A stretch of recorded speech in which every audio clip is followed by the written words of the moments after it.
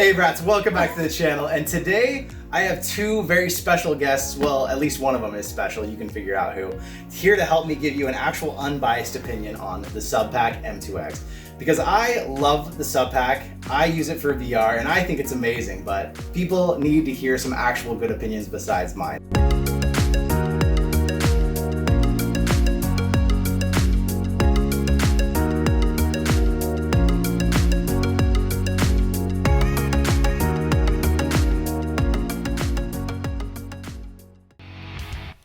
So for many of you out there who are wondering what a Subpac is exactly, it's described as a high fidelity tactile bass system, converts sound and basically pumps it into your body instead of something that you only hear through your ears.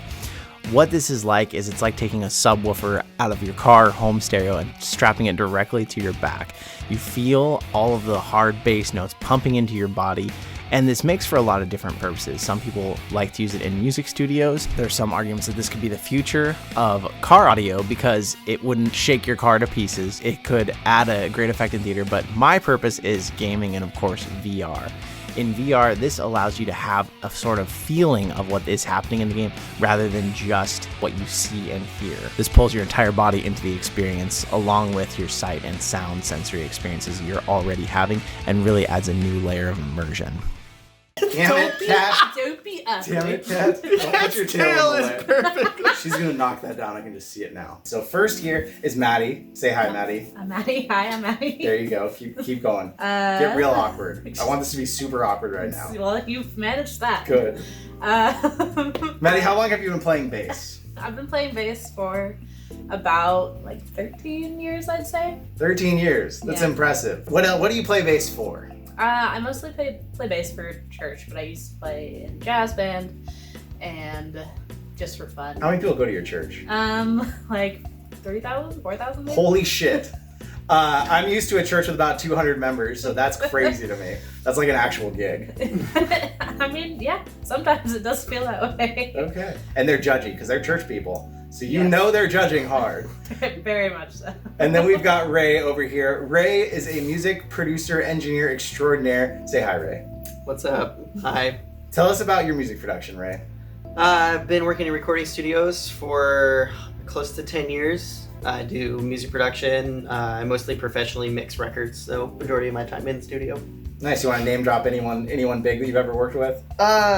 Flagship Armada is probably the biggest band at this point. They're a great band out of Northern California. You can look them up on all major streaming platforms. Nice. Specifically the album Clockwork. I recorded and my company mixed it. Nice. I'll put a link right here. Clockwork. How many people do they play for when they play shows? Oh, they do Joshua Fest. They do some pretty big gigs here and there, kind of throughout the worship circuit on the West Coast. So that's like 20,000 people, something like that? Sure. Jeez, so Maddie sucks in comparison to Ray. But that's not what we're here to talk about. We're here to talk about the Subpac and how awesome or not awesome it is. So, Maddie, you got to spend some time playing with this with the bass. How did that make you feel? Oh my gosh. It was an entirely different experience. It's really cool. I had felt before, just playing with headphones, and it's a more immersive experience, I guess. You feel more connected to the music, especially with bass. It's hard sometimes to hear. It's really cool. Every part of what you're playing because it's such a lower register. So it just to like feel the vibrations is very cool, and to feel the music that you're playing is a different experience. I got to catch a little bit of a Oculus Live Venues event, so it's like a VR concert where you just see the concert happening, and it was a Billie Eilish concert, and her brother was on bass, and he was wearing one of these. 50,000 people, super loud. Do you think that was actually helpful for him to wear this? Oh, absolutely. If you're playing and you can't hear what's going on around you, but you can feel it, then that definitely gives you more control, more accuracy, I guess, in what you're doing, and a better understanding of what you're playing. There's two buckles when you put this on. You've all seen me using this in VR videos. There's one that goes up high on your chest and another one that goes down lower. Do you think this is something theoretically you would actually wear during a show? Do you think you could be comfortable wearing this for an entire show? I think it would be a little difficult to wear it for a show, just because I know that it gets very warm when there's a lot of bodies in a room, and especially when you're playing, you're already carrying a heavy instrument, so it's added weight, so it is a little more difficult. I think it would be difficult to maintain that the entire show. Yeah. One thing that people don't talk about the Subpac that's great about it, but the M2, the older edition, had a stretchable cord that you could reach around to adjust. This one, it's short, so if you're wearing this on your back, theoretically, if you're playing a big show and this died on you, it overpowered, it went off, you couldn't turn this back on easily yourself. So that is one pretty big risk, I would say, to this. What do you think? What are some other risks that a musician should consider if they were thinking about playing with one of these? I think it would restrict a little bit of the freedom. It'd be hard to throw your guitar around your back. Yeah, and exactly. catch If you're really going for it, and if you have like gimmicks like that, then it would definitely get in the way of that. And I use the word gimmick there. Is that, in the music industry, is that an acceptable word? Because usually that's really negative. Yeah, I would say that it does have a normally negative connotation, but I mean, especially if you're playing in shows, then like you want to. Everyone has a gimmick. Yeah, exactly. And you want to hype the crowd. You want to be entertaining if you are an entertainer. So I don't know. I think it can be a very good thing. Ray, you got to do some mixing and some work with this. That's something that I really don't know that much about. So kind of give us a little brief history of what it means to work on music, to mix it, and how this changed the experience, better or worse for you. Well, its simplest form, mixing is basically taking raw audio tracks and putting them together in a way that it sounds good to the listener. I mixed a kind of like 80s synthy inspired track with the Subpac, and I did like what it did on the low end to a point. I think that it's something that's cool if used in moderation, and if you are skilled enough to not fully rely on it, I think it's really cool. It could be a cool tool to add to your arsenal, but I don't think it's like the end-all, be-all for super accurate low end. I found when I had it on, one thing that was kind of cool was it really helped you feel, with that style of music, there's often a lot of reverb and stuff, and there's more reverb specifically on like a kick drum than you would normally have on like a rock track. And so you could actually feel the reverb trail after the kick hit, which was kind of cool. That's not something that I've experienced before. What I did find though is when I took it off, my mix had this kind of like false sense of being small. Like when I had it mixed before I put on the Subpac, and I think the mix was great. It was very full. Low end was really accurate. I tested it in a bunch of different environments. When I put that on, it felt huge, which was cool, but when I took it off, it felt really small. And I was mixing on headphones too. I didn't have monitors with me at the time. I think it would be better with monitors than it would be with just headphones, because sometimes the sound of the vibration added a lot of mid-range frequency that I don't think, it's just false mids. So there's a really good chance that your mix could have some weirdness in the mid-range if you're only using that start to finish. I think it's like a reference here and there, it's super cool. But I was wondering when I went into it if it would replace what I feel like a sub does, and I don't think it replaces the sub. I think it's a cool additive, but it gets a little muddy and a little dirty really quick with it if that's your major reference for low end. So in talks about this, we watched a couple other people and see what they had to say about the Subpac. And one thing that you actually said when you were playing with it, and something that they mentioned, was the music, you can feel the notes rather than just feel the music. Yeah. What do you think they meant by that, or what does that mean to someone who's not a musician like myself? What does that mean to feel the notes? I actually think it's the same thing when we played bass too.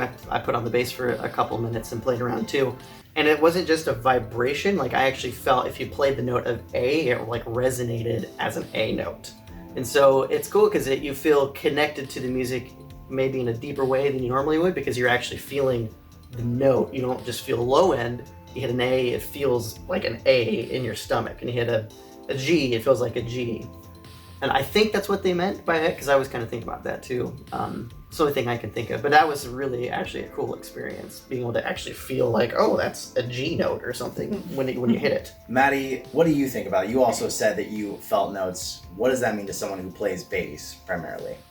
I think it means a lot for an instrument that is background.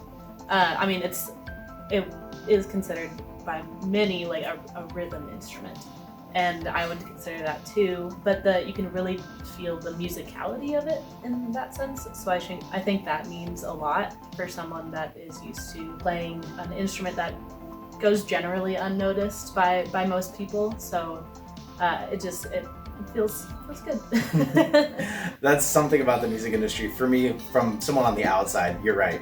I don't notice the bass player unless they're bad, usually. Yeah. And just Pretty like common. you, Ray, when someone's mixing audio, I don't really notice it unless it's bad and something's off. That's the only way I know. So if this can help you to understand what you're feeling and what you're putting out there for the audience, it's awesome. But I think it's something to be aware of. It might, just as Ray said, it might give you a total of false positive. You might think, wow, I made this great punchy track, and it was punchy because you were getting punched in the back the whole time. Me, I've had this for a couple years now. I use it only for VR. It's all I do. And if you were only to get this for VR, I would say absolutely I would recommend buying this. This makes shooters the most immersive thing I've ever played. You feel the gunshots, you feel the explosions. Beat Saber is a blast with this because you don't have to have your stereo cranked super loud and destroy your neighbor's ears, but you can actually still feel the bass happening. One really cool thing that I'd love to get your guys' opinions on, Subpac is teaming up with Beat Saber to try and make VR more accessible to people who are extremely hard of hearing or even deaf by using a Subpac.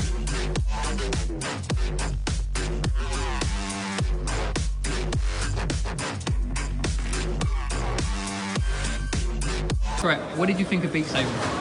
Wow, absolutely amazing.